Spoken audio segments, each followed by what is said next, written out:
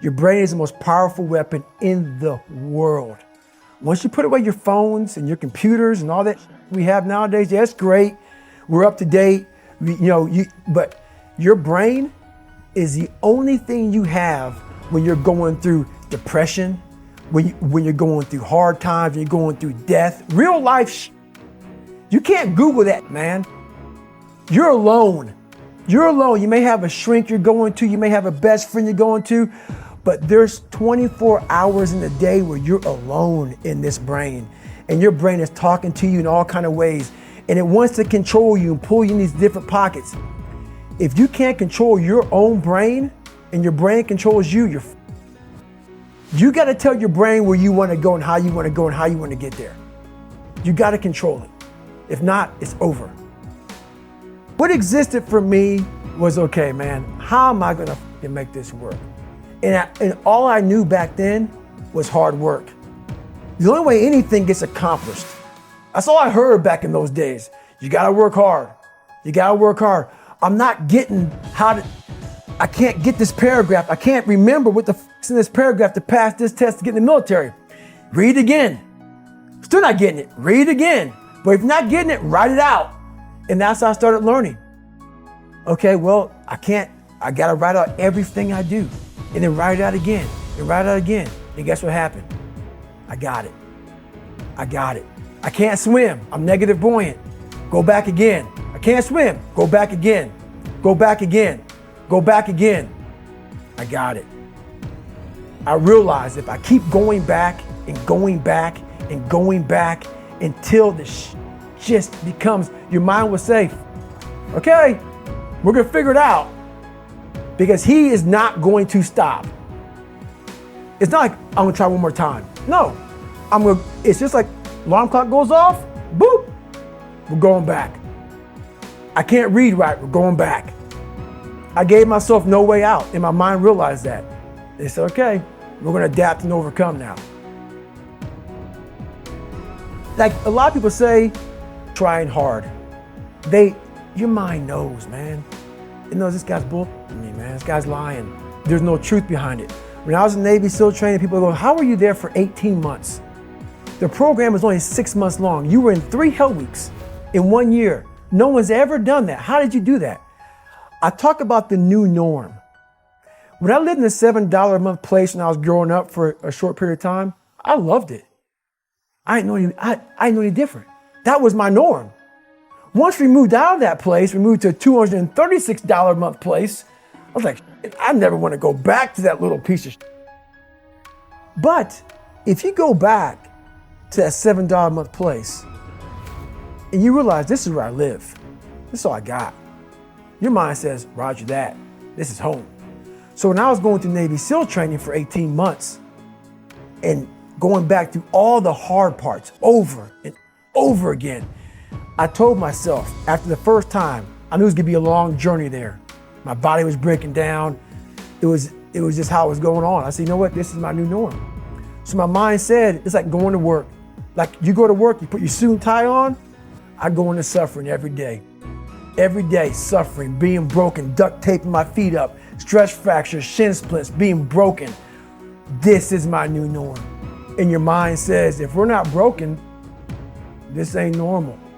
We gotta be broken. So then your mind starts to get tougher and tougher and more callous. People go, how did you run on broken feet? Broken shins. My mind knew this is how we operate. We're in Navy SEAL training. This is what we are. I became hell. And that became my new norm. I gave myself no way out. There was nothing outside these walls of hell. Nothing. I love God, but for a short period of time, I became the devil because that was hell. I became the boss, the owner, the CEO of Navy SEAL training. That was my mindset. And that's how you get through things. You immerse yourself wherever it is, and you become that. You become that and give yourself no way out. When I was 297 pounds and I was fat as hell trying to be a Navy SEAL, the scariest thing in the world to me, even to this day, was that could have been the rest of my life. I thought then I was trying hard. That's the scariest thing in the world. I thought then 297 pound, working for Ecolab, spraying for cockroaches, making $1,000 a month. I thought that was me at my 100% potential. Come to find out, a few years later, I wasn't anywhere near that. 106 pounds less, graduated Navy SEAL training, went on to do all these other things. Looking back on that, that was me trying hard. That's why people gotta understand, what is in us, we have no idea until we start trying hard. And I mean really trying hard, where you're obsessed with, hey, this is my new norm. My new norm is that, wow, this isn't always fun. It's not always meant to be fun. And that's when you know you're trying hard. People hear my story and think this guy is sadistic. I realized how the brain works. I figured out how the brain works. I'm a scared kid, and that's what gives me so much power. I had no foundation, and I built this off of just researching the mind. The feeling you get is basically invincibility. You realize that you can't do it all the time. When you need to do it, I know I can go to a place that I can live in. And when you know that you can run on broken legs and you can do certain things that a lot of people can do, but they're not willing to do, this power, this sympathetic nervous system of fight or flight, and you're fighting, it gives you this charge of energy of when you're sitting there at 3:30, 4 o'clock in the morning and you're duct taping your feet up because they're broken, and you're doing it by yourself, and you're going through arguably one of the hardest training in the world. And these guys, most of them are healthy, and you're going through it broken, and you're already at a disadvantage, but you're still there. You can feed into that and tap into that for a lot of power. But if you look at it, well, I'm broken, man. Like, I'm not gonna make it. But if you look at it as, man, I'm broken and I'm still here. And I'm fighting, and I'm gonna find a way to get through this because I have no other place to go. It gives you a lot of power. When things start to suck really, really bad, my brain and a lot of people's brain, they don't go to your dad beating you up. Your brain says, we gotta get out of here. This is miserable. So anger goes away a lot of times when you're suffering because your brain just says, we gotta run, we gotta go. So that anger is not popping up saying, oh, I wanna show them, I wanna show those people. No, there has to be a much deeper, when I say deeper, it has to be down to mineral soil. It has to be down to that nice mineral soil where nothing can burn. You can't burn dirt.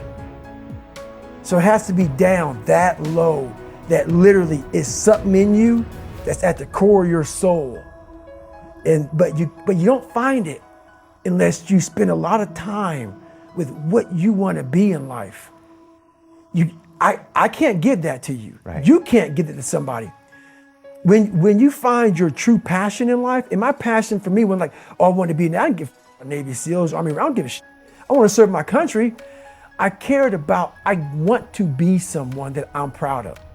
I want to look at myself in the mirror because I was so disappointed. That accountability mirror I talk about, I was so disappointed in what I saw every day.